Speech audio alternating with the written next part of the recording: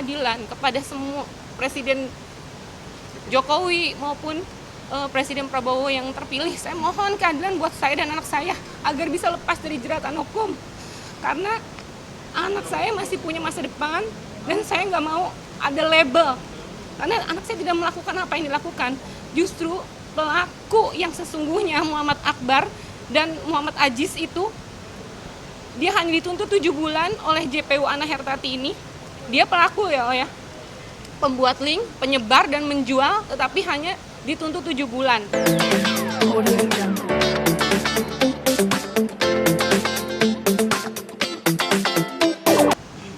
Kita sebetulnya hari ini datang untuk mau berkonsultasi dulu soal pelaporan terhadap ada jaksa nakal. Ya, kita datang untuk sesungguhnya mau buat laporan, tetapi sifatnya konsultasi.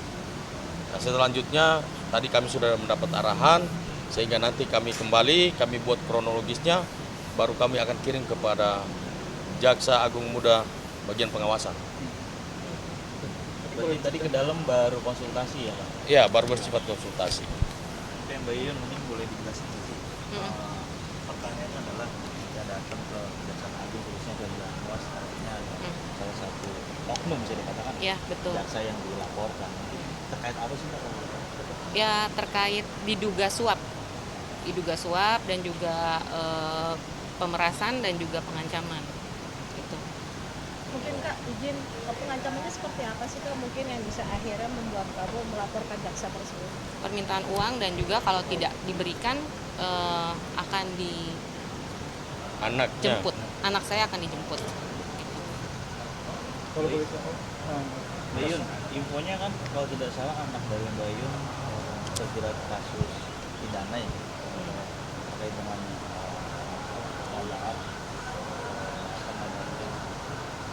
video syur atau apalah kalau tidak salah. Mungkin boleh diluruskan nggak sih Mbak, apakah oknum jaksa ini yang mendakwakan anak Mbak Yuyun, makanya Mbak Yuyun bisa melaporkan ke Banyumas atau seperti apa? Iya betul, jadi sebenarnya sudah lama saya ingin buka gitu, karena saya berpikir ada salah satu instansi yang memohon kepada saya untuk saya nggak buka gitu, tapi makin kesini kok kami makin ditekan gitu. Jadi mungkin saatnya saya harus buka itu, saya ingin minta pengadilan juga gitu, makanya saya minta mohon bantuan juga dengan Bang Niko gitu kan, bahwa anak saya ini sebenarnya dikriminalisasi dari tingkat Polres Bandara Suta, kemudian dijebak di tahap 2 di Kejaksaan Kota Tangerang dengan JPU ini, sampai akhirnya ya seperti ini gitu. Makanya saya ingin, walaupun mungkin terlambat, tetapi saya berharap masih bisa lah, ada celah gitu loh. Saya mohon bagaimana kita mau percaya gitu, kita sebagai rakyat kecil, saya ingin menuntut keadilan gitu loh. Jangan sampai istilahnya oknum-oknum yang dari instansi kepolisian maupun oknum dari kejaksaan, mereka bisa semena-mena gitu terhadap saya, seorang ibu yang sedang membela keadilan untuk anak saya. Dan dari oknum kepolisian itu juga tidak melihat bahwa si pelapor ini justru lah yang harusnya dilaporkan, karena pelapor ini adalah pembuat video asusila yang kemudian disebarkan sendiri di TikTok pribadinya. Itu kan harusnya yang diambil itu kan si pelapor, tapi kenapa tidak melihat ini gitu loh. Makanya saya ada bukti-bukti semuanya yang sangat akurat gitu. Jadi baik saya juga melaporkan kepada Propam pun juga, Propam saya juga sepertinya tidak jalan gitu loh. Apa harus viral dulu, keadilan ini harus ibaratnya harus dikawal media dulu baru ada keadilan gitu. Makanya saya mohon dengan sangat gitu, sampai ibaratnya saya pun yang sedang membela keadilan untuk anak saya pun juga akan saya difitnah juga dengan JPU ini gitu loh. Itu Mungkin izin dong, Kak, fitnahnya seperti apa Kak yang kamu dapatkan dari jaksa tersebut? ya, ada pengancaman untuk anak saya ya, itu ada pengancaman, permintaan uang itu gitu kan, sampai semua pada waktu diversi, mengakunya diversi, sebenarnya itu konfrontir. Saya baru tahu karena saya buta hukum gitu kan, saya hanya tahunya saya pikir betul-betul untuk mau diversi, tetapi ternyata kami dijebak, itu hanya dikonfrontir dan mereka sudah setting semua dari persekongkolan oknum polisi maupun oknum dari JPU ini. Kemudian mereka menjebak saya untuk menandatangani semua BAP di versi yang tidak diwawancarain. Itu sempat saya juga ingin robek, tetapi JPU bilang, ibu bantah aja nanti di persidangan. Jadi semua kesimpulan dia dengan yang sudah ditulis tanpa kita diwawancara gitu loh. Itu anak saya diwawancara, bahkan tanda tangan pun dipaksakan. Bahkan ada 3 surat juga yang harus kami tanda tangani, yang 1 lengkap tapi yang 2 itu tidak lengkap, depannya nggak ada tapi kami harus tanda tangan. Kami dipaksa harus tanda tangan, kenapa? Karena ayo bu cepat ditunggu, karena di atas sudah mau diversi. Jadi semua seperti sudah disetting gitu loh. Itu saya tanpa ada pendamping siapapun pada waktu itu gitu loh. Itu Mbak meluruskan, anak Mbak Yuyun tersangkut undang-undang ITE pornografi dan undang-undang pornografi dan ITE diduga merekam pacarnya tanpa busana, akhirnya dilaporkan polisi dan sudah disidang. tidak, Sejauh ini itu fitnah dan itu salah. Justru Dia yang mengirim. perempuan itu yang mengirim tanpa paksaan, dan ini yang tidak dibuka di persidangan karena selalu dikat oleh JPU gitu. Pada waktu itu yang mendampingin saya pun ternyata sama-sama marbun, jadi kami ditekan. Bahkan suara saya untuk membela anak saya pada waktu di persidangan, sampai saya keluar dari ruang persidangan saya berteriak bahwa JPU Ana Hertarti Mabun minta uang 1 miliar kepada saya. Itu kalau tidak anak saya akan diambil, akan dijemput, seperti itu. Ya kan, saya sebut nama karena memang betul-betul itu pada waktu BAP diversi pun juga dia langsung secara lisan dia minta, sampai akhirnya dia juga tetap ada screenshotan saya juga, dan dia juga ternyata ada pembicaraan dengan orang yang membawa saya waktu di kejaksaan yang dengan dalil mau diversi, ternyata saya hanya dibohongin. Itu semuanya ada di sini gitu loh. Dan itu fitnah semuanya. Justru perempuan itulah yang mengirimkan tanpa paksaan. Bahkan dia sekolah di BINUS Serpong itu sudah dikeluarkan karena dia menggunakan seragam BINUS, membuat dengan happy video asusilanya, kemudian dikirim ke TikTok pribadinya. Lalu kenapa anak saya yang disalahkan? Kenapa anak saya yang dilaporkan gitu loh? Itu padahal dia itu kesalahan dia sendiri kan gitu. Dan kemudian bahkan sampai oknum polisi itu datang ke sekolah anak saya, 15 orang oknum. Itu yang sangat sedihnya gitu. Tidak ada surat panggilan 1, 2, 3 pun tidak ada gitu. Mereka langsung mengambil tanpa izin saya sebagai orang tuanya. Persidangannya Gitu. masih berlangsung apa sudah putusan? Sudah putus. Sekarang sudah naik ke kasasi, kami sudah ajukan kasasi juga. Dan begini loh, kenapa Ibu Yuyun ini datang ke Kejaksaan Agung ini? Dia hanya mau meminta keadilan. Keadilan apa? Dia merasa bahwa di Undang-Undang ITE pasal 45 itu kan barang siapa yang menyebarluaskan. Anaknya tidak pernah menyebarluaskan berita tentang asusila ini. Justru perempuan inilah yang mengirim ke anaknya. Karena waktu itu mereka pacaran kan, dikirimlah foto-foto bugil dan sebagainya. Tetapi ini di persidangan tidak dimunculkan. Lalu kemudian yang menyebarluaskan ini justru mendapat hukuman lebih ringan daripada anaknya Ibu Yuyun. Betul. Padahal dia tidak pernah menyebarluaskan ini. Tetapi yang menyebarluaskan dapatnya 3 bulan, anaknya Ibu Yuyun 1,6 bulan. Itu yang beliau datang ke sini untuk mau memberikan laporan ke Jamwas. Kenapa kok ada perbedaan? Yang menyebarluaskan harusnya lebih berat, tidak dihukum lebih berat, padahal dia yang menyebarluaskan. Sedangkan anaknya yang tidak menyebarluaskan difitnah dan mendapat hukuman lebih berat 1,6 bulan daripada yang menyebarluaskan. Seharusnya kan ini kalau menurut Undang-Undang ITE, barang siapa yang menyebarluaskan, anaknya tidak menyebarluaskan kok dilapor gitu dan ditahan.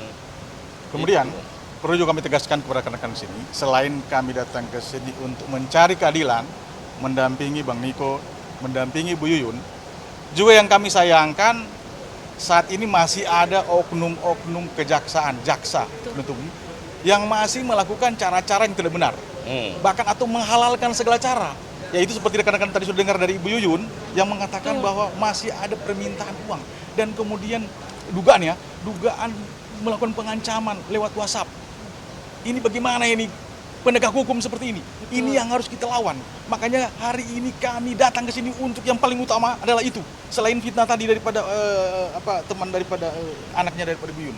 Ya, sekali lagi kami tegaskan bahwa di sini kami akan melakukan pelaporan hari ini konsultasi, kami akan lawan terhadap oknum siapapun.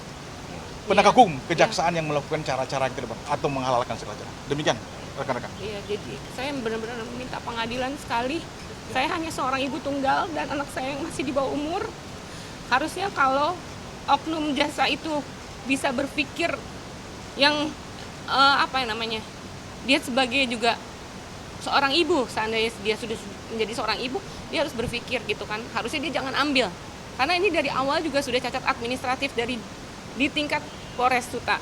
Tetapi diterima, dan saya juga mendengar dari beberapa media juga bahwa JPU Ana ini juga memang ada terkait dugaan suap sampai 3 kali diselamatkan oleh media, ada, dan dia juga mau dia dikonfirmasikan, namanya Bang Jack, itu dia yang menyelamatkan si JPU Ana ini dengan 3 kasus suap gitu. Jadi saya benar-benar memohon keadilan kepada semua Presiden Jokowi maupun Presiden Prabowo yang terpilih. Saya mohon keadilan buat saya dan anak saya agar bisa lepas dari jeratan hukum, karena anak saya masih punya masa depan dan saya nggak mau ada label, karena anak saya tidak melakukan apa yang dilakukan.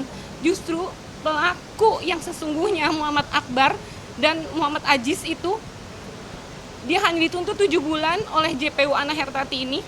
Dia pelaku ya, pembuat link, penyebar dan menjual, tetapi hanya dituntut 7 bulan dan diputus 3 bulan dan saat ini bebas.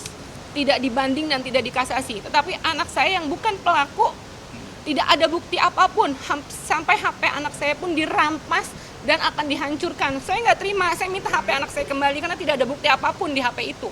Kemudian anak saya dituntut 1,6 tahun, diputus 1 tahun. Nah, itu di dalam pengawasan. Jaksa banding dan jaksa kasasi. Apa yang dimau dengan JPU? Dan saat ini JPU Ana pun juga menyerang saya. Itu. Melapor di Polres Tangerang. Saya membela anak saya tapi saya dilaporkan oleh JPU Ana. Itu.